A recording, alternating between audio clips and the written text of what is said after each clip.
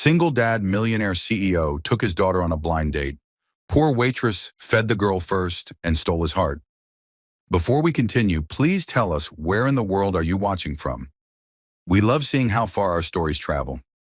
Daddy, can I eat the bread now? I'm starving. Olivia's little voice broke the heavy silence between them.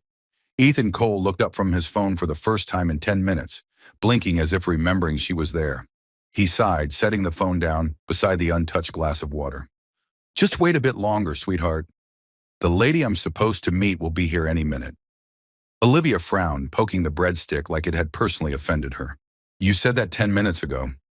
She crossed her arms, lips jutting out in that stubborn way that reminded him painfully of her mother. Ethan's chest tightened, but he said nothing. He wasn't good at small talk anymore, especially not with his own daughter. The restaurant buzzed softly around them, glasses clinking, quiet laughter, soft jazz humming through the speakers.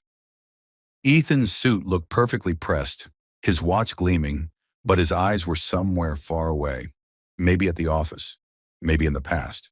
He checked his phone again, scrolling through emails even though he wasn't reading any of them. That's when a voice broke through. "Hey there, princess," said the waitress, kneeling beside the table with an easy smile. "You look way too hungry to be waiting on boring grown-ups. Want me to sneak you a little something before the big meal?" Olivia's frown melted instantly. "Really?" she whispered, eyes wide. "Really?" Grace said, her tone warm but playful. "I've got a mini muffin that's practically begging to be eaten." "Don't tell the boss," Olivia giggled. And that sound, God, that sound, hit Ethan harder than he expected. He looked up, and for the first time that night, his gaze met Grace's. Her brown hair was pulled into a messy bun, a stray strand brushing her cheek. Her apron was a little crooked, her hands dusted with flour, but her smile, genuine and unhurried, felt like sunlight cutting through gray clouds. "Sorry," Ethan said, his voice a little rough. "She's just impatient. Her mom used to—" He stopped himself mid-sentence. The air hung heavy for a beat, the kind where you realize you said too much. Grace didn't push. She just smiled gently and handed Olivia the muffin. "No worries, sir. Kids should be impatient sometimes. The world's fast enough without them having to wait for everything good." Olivia nodded like that was the wisest thing she'd ever heard. Ethan chuckled quietly, shaking his head. "You're good with her," he admitted. Grace shrugged. "Guess I've had a lot of practice keeping little hearts from breaking over late dinners." That made Ethan look up again, really look this time. There was something in her eyes. Not pity, not interest, just kindness. Simple, rare kindness. And for reasons he couldn't explain, it unsettled him. As Grace walked away, Olivia leaned in and whispered, "Daddy, I like her." Ethan smiled faintly, though he didn't know why.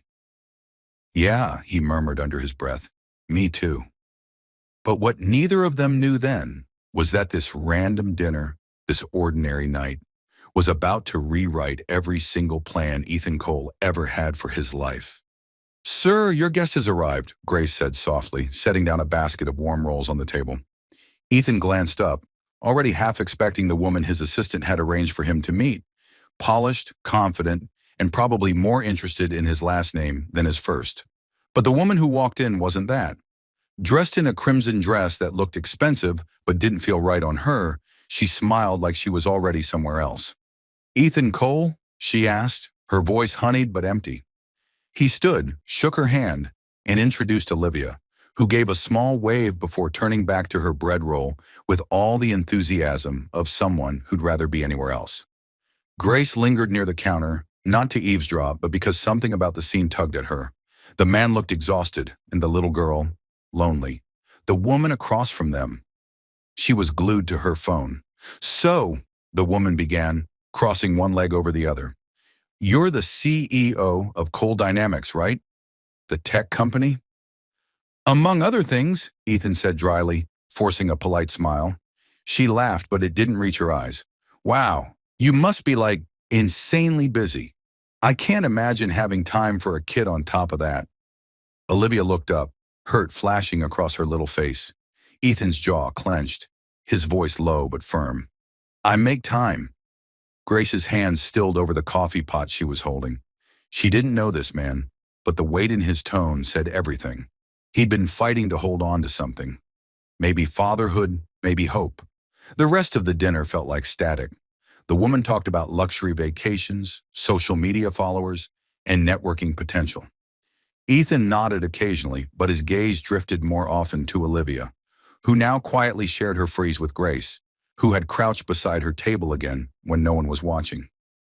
"So, what do you do, Grace?" Olivia asked between bites. "Me? Oh, I'm a superhero in disguise," Grace whispered, grinning. "I fight hunger, boredom, and bad dates." Ethan nearly choked on his water. Grace's cheeks flushed when she realized he'd heard. "I meant for customers," she stammered. Ethan laughed, the sound rich and unexpected. Olivia's giggle followed, light as air. Even the stuffy waiter smiled. For the first time in what felt like years, Ethan wasn't thinking about work, or PR, or loss. He was just there. When the night ended, the blind date barely said goodbye. She made an excuse about an early morning meeting and left before dessert. Grace noticed the small frown that crossed Ethan's face, not of disappointment, but relief. As she cleared the table, Olivia tugged her sleeve. "Can we come back tomorrow?" Grace smiled softly. "You don't want me getting in trouble for spoiling you two." Ethan reached into his wallet and handed her the receipt. "You won't," he said, his tone half serious. "But maybe I'll make a reservation anyway." When they walked out, the air outside was cool and quiet. Ethan looked down at Olivia, who skipped beside him, clutching her tiny stuffed unicorn. "Did you like the food, sweetheart?" Olivia shook her head. "I liked the waitress." Ethan smiled faintly, staring ahead. "Yeah, me too." But he didn't know yet that the woman who just made his daughter laugh might be the one to teach him how to live again. The next evening, Ethan found himself driving past the same diner again. Something he told himself was purely coincidental, though deep down, he knew better. He wasn't the type of man who believed in signs. But ever since that dinner, his mind kept drifting back to the waitress with the tired smile and the soft laugh that made his daughter light up. Grace. As he slowed at a red light, he caught sight of her through the window. She wasn't in her uniform anymore.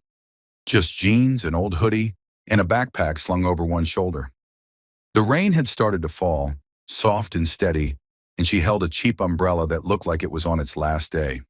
She didn't notice him watching. She was too busy running toward a nearby bus stop, her sneakers splashing through puddles.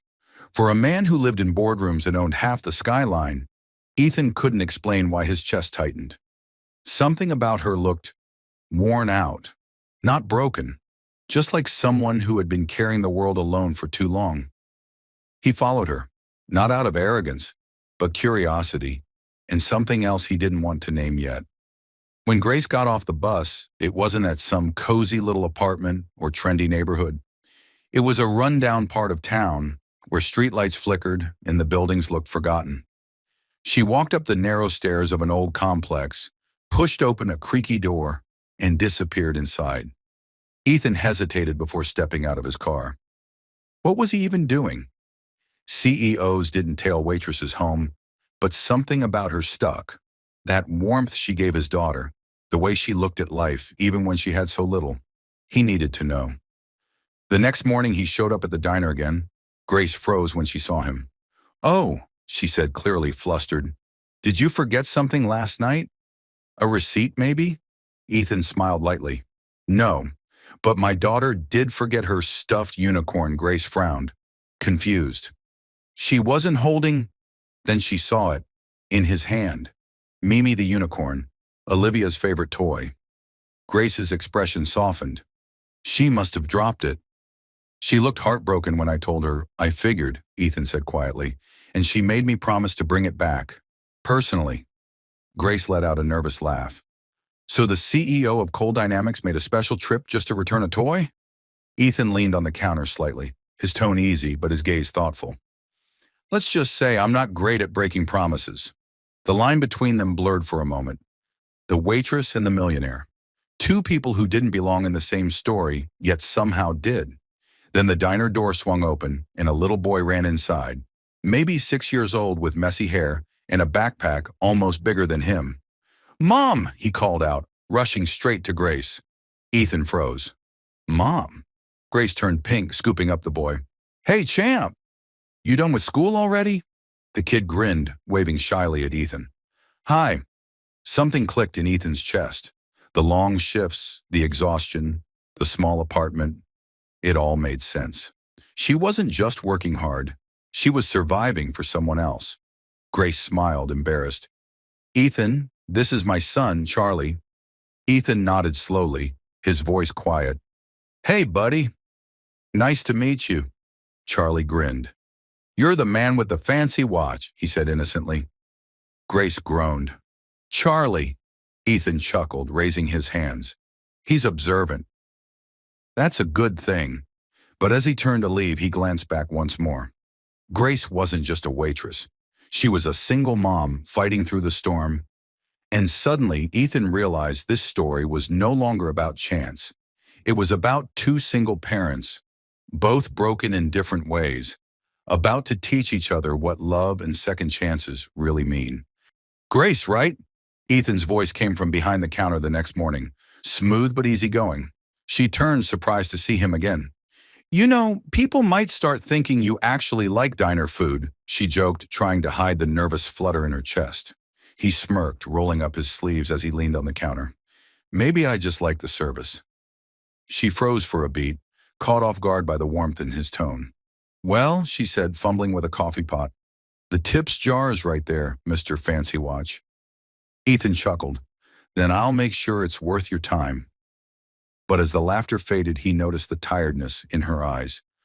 The kind that doesn't come from lack of sleep, but from years of holding things together. That afternoon after his meetings, Ethan did something he hadn't done in years.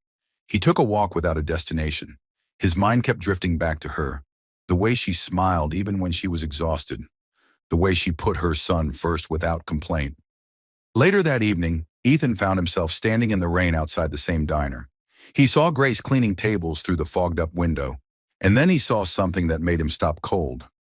Her manager, a greasy-looking man in his 40s, cornering her near the kitchen. He was whispering something. Too close, too low, his hand brushing her arm. Grace stiffened but didn't react. Instead, she forced a polite smile, grabbed a tray, and walked away. Ethan's jaw clenched. Something inside him twisted. The next day, he showed up again, but this time in a gray hoodie and jeans. No suit, no watch, nothing that screamed money. Grace nearly dropped her coffee pot when she saw him. "You look different," she said, blinking.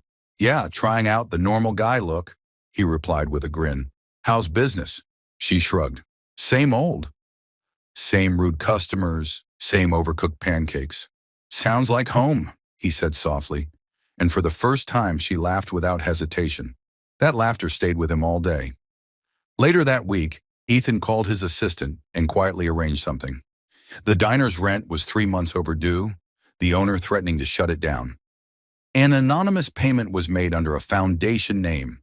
Grace never found out who saved her job, but she noticed the tension lift.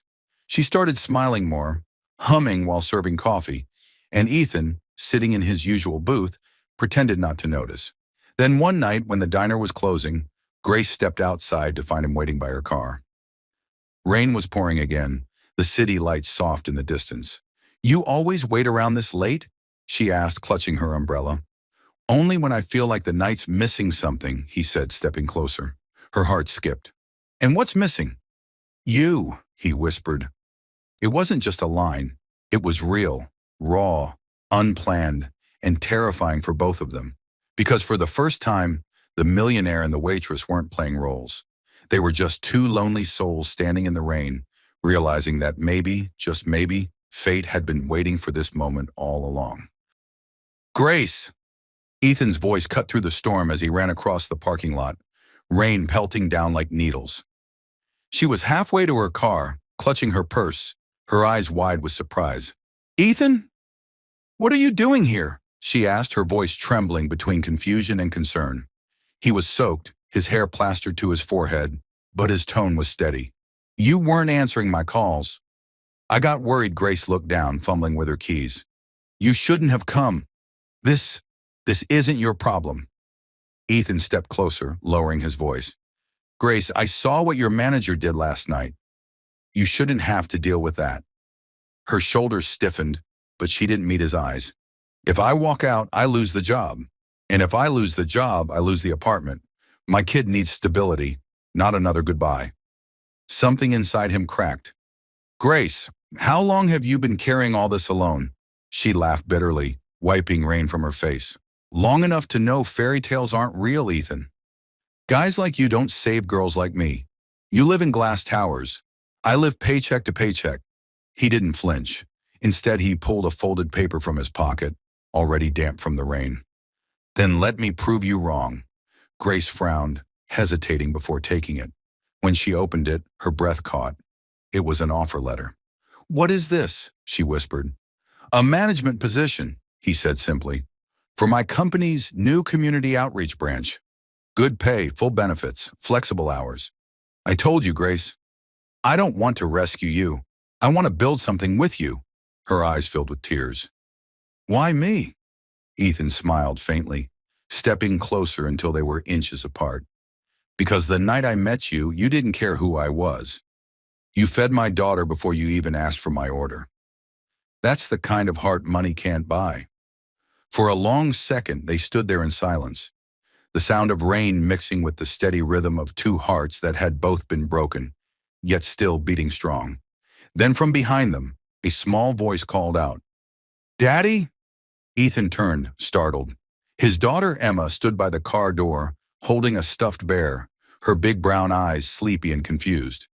Is she the nice lady from the restaurant?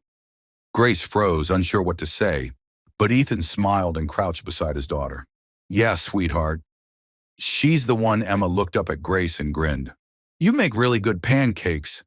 Grace's laugh broke through her tears. Well, maybe I can make you some again someday. Ethan looked up at her, his expression soft but certain. How about tonight? A few weeks later, life looked different. Grace no longer worked late nights in the diner. She was managing a local family center, a project funded by Ethan's company, but led by her heart. Ethan still wore his suits, but he spent more time at home, learning how to cook with his daughter and laughing in a way he hadn't in years. And every Sunday morning, without fail, they went to the same diner where it all began. Grace would slide a plate of pancakes in front of Emma, who'd grin ear to ear, while Ethan would quietly watch them both. Grateful, grounded, and whole. He wasn't the cold millionaire anymore. He was a man who'd finally found warmth. And Grace, the woman who once thought she was invisible, had become the reason his world finally made sense. As the rain faded and their story found its calm, it reminded us that sometimes love doesn't walk in wearing a suit. It shows up quietly in the most unexpected moments. If this journey touched your heart, make sure to subscribe to the channel so you never miss another story that stirs the soul. And before you leave, click on one of the videos on your screen, because every story we share holds another moment that might change the way you see love, family, and second chances.